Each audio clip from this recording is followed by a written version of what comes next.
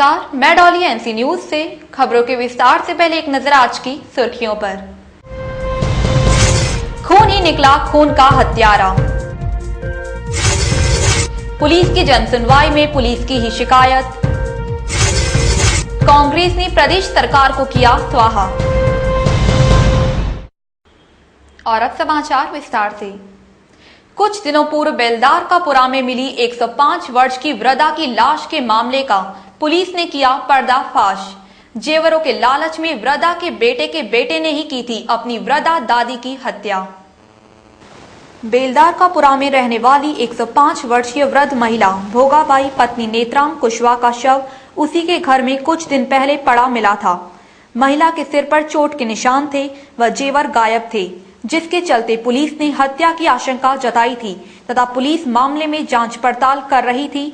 Police की जांच पड़ताल में भोगाबाई के नाती वीरेंद्र कुशवाहा का नाम सामने आया, जो कि अभी हाल ही में जमानत पर छूट कर आया है। पुलिस ने तुरंत वीरेंद्र को थाने लाकर सख्ती से पूछताछ की तो उसने मृतका को अपनी दादी बताया तथा वृद्धा की हत्या करना स्वीकार कर दिया। साथ ही उसने इस वारदात को अंजाम देने के लिए अपने साथी को भी साथ लिया था। पुलिस ने वीरेंद्र व उसके साथी दीपू को गिरफ्तार कर उनके कब्जे से लूटा गया माल भी बरामद कर लिया है। उनके खुद के नाती और उसके एक दोस्त जिनका नाम वीरेंद्र नाती है और एक मोनू है, दीपू उर्फ मोहन सिंह नाम का लड़का है जो उसका साथी है। इन दोनों ने मिलकर उनके शरीर पे जो जेवर थे उसको प्राप्त करने के उद्देश्य से उनकी हत्या कर दी थी। इन दोनों को हिरासत में ले लिया गया है और उनके शरीर पर जो जेवर थे, जो गायब होने की आशंका उस समय बताई जा रही थी, वो जेवर कड़े इत्यादि और छोटे कुछ जेवर हैं कान वान में पहनने वाले, वो बरामद कर लिए गए हैं। बरामद किया गया चोरी सामान जो था बेचा गया था या बरामद किया गया? नहीं, इन्हीं से बरामद किया गया है। पूरा सामान जो आपने देखा वो कड़ा और जो ये कान वान में पहनने वाले छोटे ज्वेलरी होते हैं सारे बरामद कर लिए गए हैं। एमपीसीटी ग्रुप के अंतर्गत Maharana Pratap college of allied sciences Gwalior द्वारा 5 दिवसीय साइंस कैंप इंस्पायर का 7 अगस्त से किया जाएगा आयोजन। सिरौल रोड स्थित एमपीसीटी ग्रुप के अंतर्गत Maharana Pratap college of allied sciences द्वारा 5 दिवसीय साइंस कैंप इंस्पायर का आयोजन किया जा रहा है।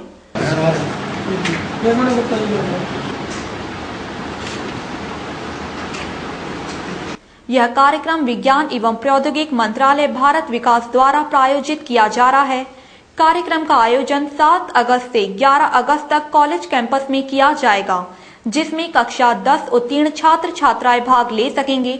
यह 5 दिवसीय कार्यक्रम कई सत्रों में आयोजित होगा।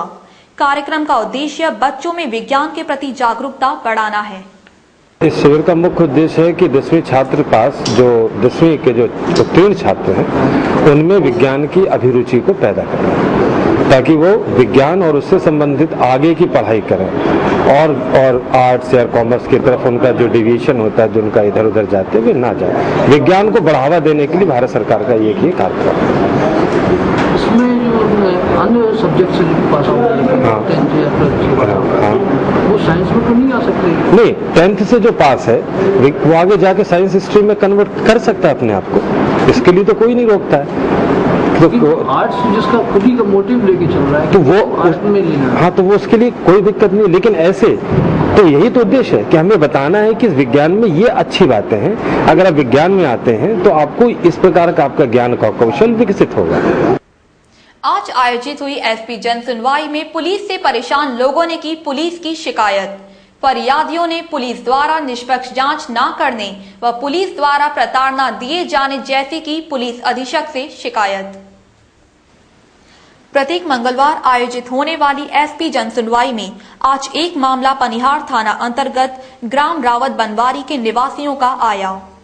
ग्राम रावत बनवारी की निवासी रमोबाई का कहना था कि कुछ दिन पूर्व उसके पति रुद्र प्रताप सिंह की रंजीत सिंह, सुमेर सिंह, सुंदर सिंह, भोलू सिंह, रामकिशन सिंह ने अपने अन्य लोगों के साथ मिलकर लाठियों से पीट कर हत्या कर दी थी, जिसमें मैंने पुलिस थाने में नामजद रिपोर्ट दर्ज कराई थी। लेकिन पनिहार थाना पुलिस द्वारा नामजद लोगों पर न कार्यवाही करते हुए प्रकरण में अन्य लोगों पर कार्यवाही की जा रही है और आरोपी पक्ष को फायदा पहुंचाया जा रहा है, जिससे आरोपी द्वारा खुलेआम घूमकर मुझे व मेरे परिवार वालों को धमकियां दी जा रही है, जिससे मैं और मेरा परिवार भय में जी रहा है। अतः उन्होंने उपरोक्त मामले में निष्पक्ष जांच की मांग करने की प्रार्थना की। कार्रवाई के लिए आए सर,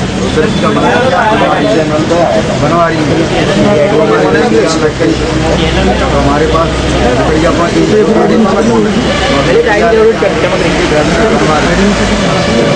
थाने में पहुँचा है उसको दलवाई पुलिस द्वारा, उसके बावजूद कोई कार्रवाई नहीं लाए मांगता दुर्दस्ती के बारे में। लेकिन उससे पहले गब्बर सिंह को मारा है ना? पहले गब्बर सिंह ने, हाँ पहले गब्बर सिंह को मारा है। कौन ने मारा है? जंडेल सिंह ने। जंडेल सिंह कौन है? वो रिश्तेदार ही लगता है। रुद्र सिंह का कौन है? वो लड़का है, तो उसने मारा है ना? जी सर। तो ये जंडेल सिंह का जो पुलिस का जो आरोपी है ज़्यादा तादाद में है, ये तेज कार्रवाई कर रही है तो कहना है उसका जल्दी करेगी, लेकिन रुद्र सिंह को संदिग्ध मान रही है पुलिस, क्या कहना है आपका? हमारा कहना चाहिए साहब उन्हीं ने मारा है। कौन ने मारा है? नहीं जैसा नहीं जंडेल सिंह ने मार दिया। नहीं ऐसा नहीं होता, खसाने के लिए। नहीं कौन ने मारा है? तो किसने मारा? किसने पार्टी वालों ने मारा? किसने मारा? नाम वहीं एसपी द्वारा मामले पर सुनवाई करते हुए संबंधित अधिकारियों को तत्काल दिशा निर्देश दिए गए। पुलिस द्वारा कार्रवाई किए जाने के पश्चात भी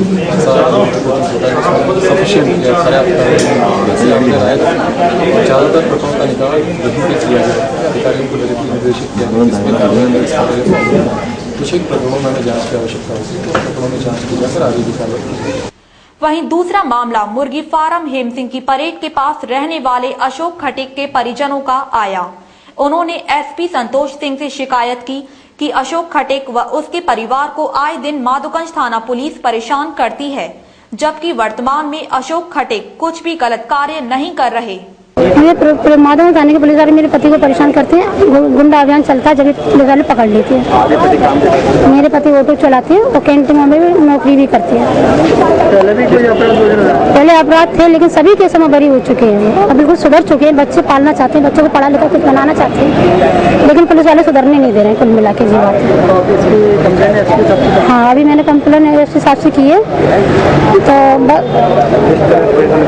किस तरह से जैसे कहीं भी दिख जाते हैं, जैसे काम करते हैं कुछ भी बस नजर पड़ जाते हैं, नजर में आ जाए तो वो खड़े हुए हैं तो पकड़ लेते हैं। अभी 5 तारीख को बच्चों को स्कूल छोड़ने जा रही थी सुबह 7 बजे, तो आए 2 सिविल ड्रेस में पुलिस वाले गला दबा लिया बच्चों के सामने। मेरे और जेठ के भी बच्चे थे, मेरे भी बच्चे थे, करीब 10 बच्चे थे पूरी फैमिली के मेरे, तो गला दबा लिया बच्चों के सामने। तो बच्चे तड़बड़ा रहे थे, छुड़ा रहे थे लेकिन नहीं छोड़ रहे थे, तो बच्चे दौड़ के घर तक गए, घर पास में ही है। तो मेरे जेठ देवर वगैरह सभी लोग दौड़ के आए, तो पुलिस वालों ने देखा फैमिली को, तब पुलिस वाले छोड़ के भाग गए। वहीं एसपी द्वारा इस मामले में तत्काल थाना प्रभारी को निर्देश दिए गए तथा निष्पक्ष कार्यवाही करने का आश्वासन दिया गया। उन्होंने इस बात की लिखित में जानकारी दी है, तो इसके प्रावधान भी है कि अगर कोई व्यक्ति जैसे शोषण होता है, बदमाश होता है और वो सुधर जाता है तो माफी वर्ग वगैरह में लाया जाता है। तो अगर वो व्यक्ति सुधर चुका है, जैसे कह रही है, और वर्तमान में उसका कोई आपराधिक रिकॉर्ड, कोई आपराधिक गतिविधि नहीं है, तो डेफिनेटली उसको सुधरने का पूरा मौका मिल जाए। पुलिस अनावश्यक किसी को परेशान ना करें, इसमें शिक्षा नहीं। बच्चों वाली बच्चे भी उसकी दबिश देती है तो बहुत डर जाते हैं, बच्चे पढ़ने वाले हैं, बहुत मानसिक रूप से प्रभावित है। एक तरफ पुलिस की कार्रवाई है, दूसरी तरफ इनका कहना है कि पति फैक्ट्स को डेफिनेटली वेरीफाई करने की आवश्यकता रहेगी और एक अधिकारी स्तर से उसको वेरीफाई करा दिया जाए। जैसा मैंने कहा कि पूरा प्रयास होगा कि अनावश्यक परेशान ना किया जाए, और एट द सेम टाइम हमको ये भी ध्यान रखना है कहीं किसी आपराधिक व्यक्ति के परिवार के कहने में आके हम किसी अपराधी को आपराधिक गतिविधियों में लिप्त भी ना होने दें। तो हमको दोनों के बीच स्थिति देखनी है। जैसा मैंने कहा, फैक्ट को पता करके व्यक्ति अगर अपना सादा जीवन यापन करना चाहता है उसको परेशान बिल्कुल नहीं किया जाए, ये सुनिश्चित होना चाहिए। एटीएम ग्राहकों को चूना लगाकर उनके पैसे निकालने वाले एक गिरोह के 2 सदस्यों को पुलिस ने एक ग्राहक की सतर्कता पर धर दबोचा। पकड़े गए आरोपियों में नाबालिग भी शामिल। थाटीपुर नेहरू कॉलोनी के रहने वाले सीएस मेनन सिटी सेंटर स्थित अपेक्स बैंक के एटीएम से रुपए निकालने पहुंचे। प्रोसेस धीमा होने के कारण जब उनके रुपए नहीं निकले, तभी मेनन के पीछे खड़े एक नाबालिग किशोर ने उनसे कहा कि अंकल आप बाद में निकाल लेना, मुझे जल्दी है इसलिए पहले मुझे निकाल लेने दीजिए। मेनन ने अपना कार्ड निकाला और निकल आए। अभी वह कुछ ही दूर पर पहुंचे कि उनके मोबाइल पर उनके खाते से 10,000 रुपए निकलने का मैसेज आया। उन्होंने इसकी सूचना तुरंत विश्वविद्यालय थाना पुलिस को दी। फरियादी की सूचना पर पहुंची विश्वविद्यालय थाना पुलिस दोनों आरोपियों को पकड़कर थाने ले आई और पूछताछ में पता चला कि बदमाश हरियाणा राज्य के रहने वाले हैं। पकड़े गए आरोपियों में एक नाबालिग किशोर भी शामिल है। पुलिस इनसे पूछताछ कर इनके अन्य साथियों का पता लगाने की कोशिश कर रही है। तो 2-3 बार ट्राई किया तो नहीं आया, तो इस तरह में वो लड़का आया मेरे पास, आगे कहने लगा अंग्रेजी में करके दिखा दूंगा जिस तरह से होता है करके बोला। मैं वो चुपचाप एक तरफ खड़ा हो गया। तब तक उसने जहाँ हरकतबाजी किया वो पैसा 10,000 रुपये मेरे से मेरे अकाउंट में से निकाल लिया। मुझे पता नहीं ऐसे निकल चुके हैं। और अचानक मेरे मोबाइल में मैसेज आया कि 10,000 रुपये डाउन हुआ है। तो मैंने वो मैसेज क्या आया, जो कम मोबाइल निकाल के देखा तो उसमें 10,000 रुपये कम हो गया। मैंने बोला ये 10,000 रुपये तुमने अभी जो निकाला है वो पैसा हमारे इसमें से कम हुआ है, ये कैसे निकाल लिया तुमने हैं? और उसके बाद में फिर क्या हुआ कि मैंने बोला वो आप भागने की कोशिश किया, तो मैंने बोला तुम नहीं भागोगे, यहाँ से जाएंगे नहीं आप, अब मैनेजर साहब से मिलेंगे अब वाले। वो पकड़ के अंदर ले गया, उनको घटना बताई, वो उन्हें कंप्यूटर में देगा, पूरा फिल्म देगा। देखने के बाद उन्हें बोला ये हरकतबाजी हुआ आपके साथ में। तब तक उन्हें थाने में से पुलिस वालों को बुलाया और हैंडओवर कर लिया। विश्वविद्यालय थाने में सिटी सेंटर में एक्सिस बैंक का एटीएम में श्री CS मेनन अपना एटीएम कार्ड लगाया उन्होंने, और वो अपना बैलेंस चेक किया था, कर रहे थे। इतने में वहाँ पर एक लड़का आया। उस लड़के ने जल्दीबाजी की, बोले साहब मुझे करना है, मुझे जल्दी करने दो। मेनन साहब ने अपना जो कैंसिल किए बिना, जो एटीएम के बाद जो कॉल कैंसिल का आया था उसको किए बिना जल्दी में बाहर निकल गए। बाहर निकल के जैसे ही वो मोटरसाइकिल स्टार्ट कर रहे थे, उनके पास मोबाइल में SMS आया। उन्होंने SMS देखा, SMS में उन्होंने पाया कि उनके एटीएम से 10,000 रुपये निकले हैं। तो तुरंत वो वापस उस एटीएम की तरफ गए। उन्होंने देखा कि वो लड़का और उसके साथ एक और व्यक्ति, दोनों लोग तेजी से भाग रहे हैं। तो उन्होंने दौड़ के पकड़ा और भी लोग साथी आ गए। वहाँ पे पुलिस के चीता भी था, तो चीता भी तत्काल वहाँ पहुँच गया। बाद में जब आरोपियों से पूछताछ की तो आरोपियों ने ये बताया है कि जो एक्सिस बैंक है और HDFC बैंक है, इन दोनों में एटीएम निकालने के उपरांत भी एक कैंसिल का ऑप्शन होता है। यदि कैंसिल का ऑप्शन नहीं दें तो कोई भी एटीएम का कार्ड के बिना भी यदि उसको पिन नंबर मालूम हो तो पिन से वो ऑपरेट कर लेता है।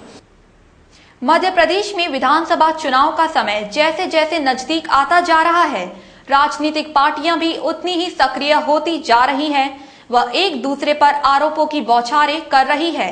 इसी क्रम में आज कांग्रेस भाजपा शासित प्रदेश सरकार को जनविरोधी व भ्रष्ट बताते हुए स्वाहा दिवस मनाया। शहर जिला कांग्रेस कमेटी के निर्देश पर ब्लॉक कांग्रेस कमेटी क्रमांक 6 ने गस्त का ताजिया चौराहे पर धरने और यज्ञ का आयोजन किया।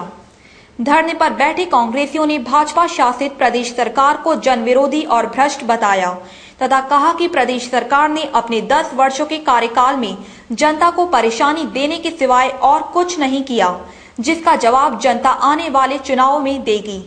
कांग्रेसी नेता अपने अपने हाथ में प्रदेश सरकार स्वाहा, भ्रष्ट मंत्री स्वाहा के पोस्टर लेकर धरने पर बैठे हुए थे। धरने के अंत में एक यज्ञ का आयोजन कर सरकार स्वाहा के मंत्रोच्चार के साथ हवन कुंड में आहुतियां डालकर कांग्रेसियों ने प्रदेश सरकार व उसके मंत्रियों को स्वाहा किया। इस अवसर पर शहर जिला ब्लॉक कांग्रेस कमेटी के शहर अध्यक्ष दर्शन सिंह, कांग्रेसी पार्षद आनंद शर्मा सहित ब्लॉक कांग्रेस कमेटी क्रमांक 6 के सभी कांग्रेसी पदाधिकारी व कार्यकर्ता उपस्थित थे।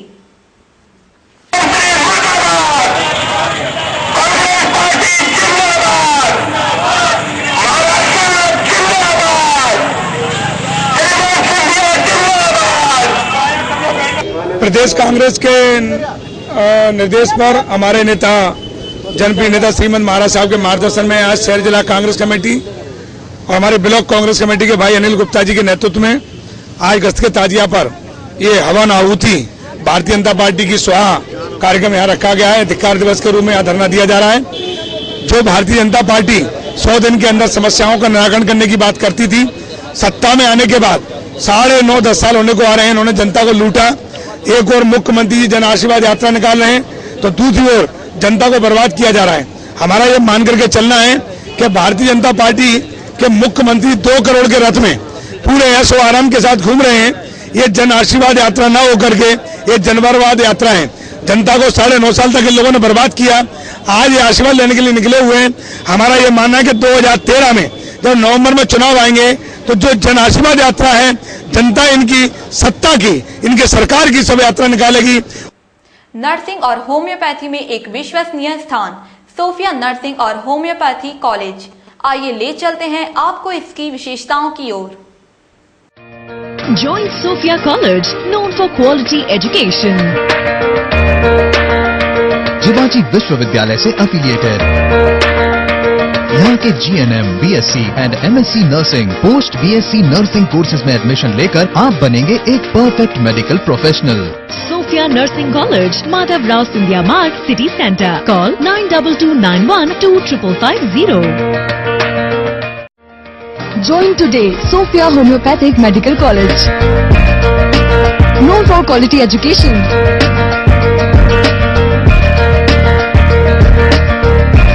जिवाजी विश्वविद्यालय से एफिलिएटेड। यहाँ के BHMS कोर्स में एडमिशन लेकर डॉक्टर बने। Sophia Homeopathic Medical College, Madhav Rao Scindia Marg, City Center. Call 9229125550. हरियाली महोत्सव के अंतर्गत आज पुलिस अधीक्षक कार्यालय में किया गया वृक्षारोपण। कार्यक्रम में IG आदर्श कटियार, DIG SP संतोष सिंह सहित कई पुलिस अधिकारी रहे मौजूद।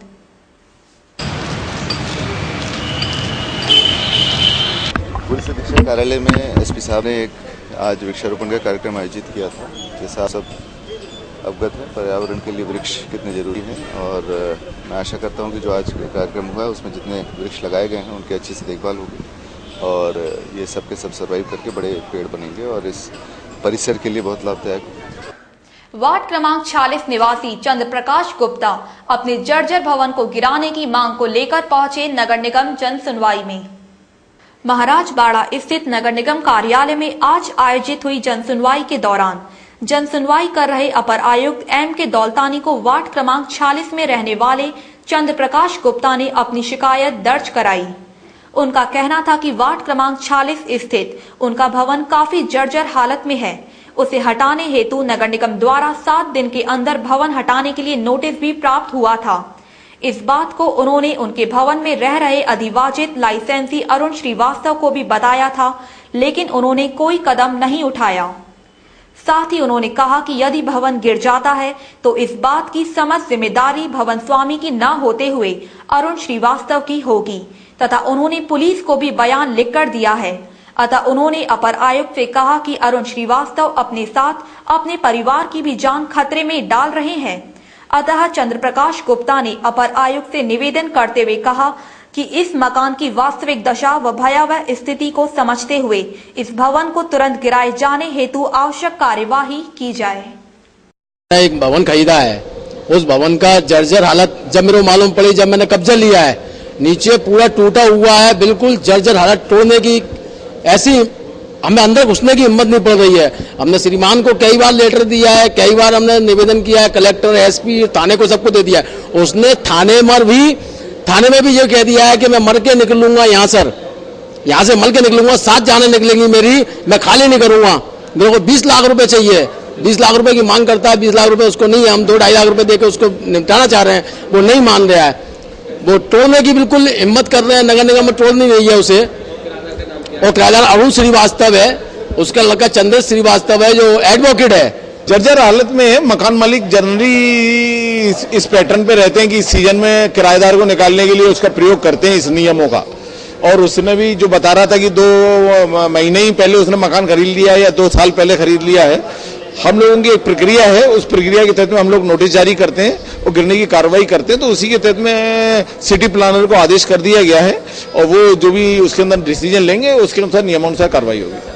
मुरार स्थित कारगिल शहीद में 6 अगस्त को अमर शहीद सूबेदार नरेंद्र सिंह राणा शिक्षा एवं समाज कल्याण समिति द्वारा श्रद्धांजलि समारोह का किया गया आयोजन। इस अवसर पर शहर के विभिन्न विद्यालयों के छात्र छात्राओं ने चित्र बनाए।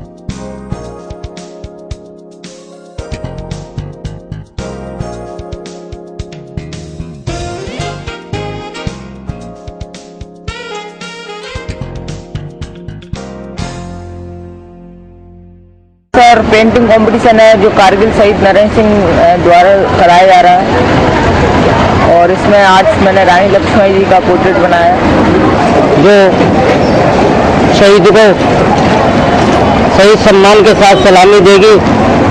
18 घंटे से सीओ साहब रहेंगे, आर्मी कमांडर एडम कमांडर साहब विशेष रूप से रहेंगे। प्रतियोगिता हो रही है, उसमें कई लोगों को पुरस्कार वितरण का प्रावधान रखा है। उनके लिए फर्स्ट सेकंड थर्ड के लिए स्मृति चिन्ह विशेष मुख्य अतिथि द्वारा प्रदान किया जाएगा। हजीरा थाना अंतर्गत संजय नगर पुल के नीचे पुलिस द्वारा चलाए जा रहे नशे के खिलाफ अभियान के तहत आज हजीरा थाना पुलिस ने कार्यवाही करते हुए 3 नशेड़ियों को पकड़ा। पुलिस द्वारा नशे के खिलाफ चलाए जा रहे अभियान के अंतर्गत आज हजीरा थाना पुलिस ने छापामार कार्यवाही करते हुए संजय नगर पुल के नीचे से गांजे की पुड़िया सहित 3 नशेड़ियों को धर दबोचा। पकड़े गए नशेड़ियों में राजा यादव, रामू तोमर व प्रकाश आर्य है। पुलिस ने इनके पास से 1-1 किलो के गांजे के पैकेट बरामद किए हैं। दिनांक शाम को कल मुखबिर द्वारा सूचना मिली कि संजय नगर पुल के नीचे 3 लड़के जैसे आरोपी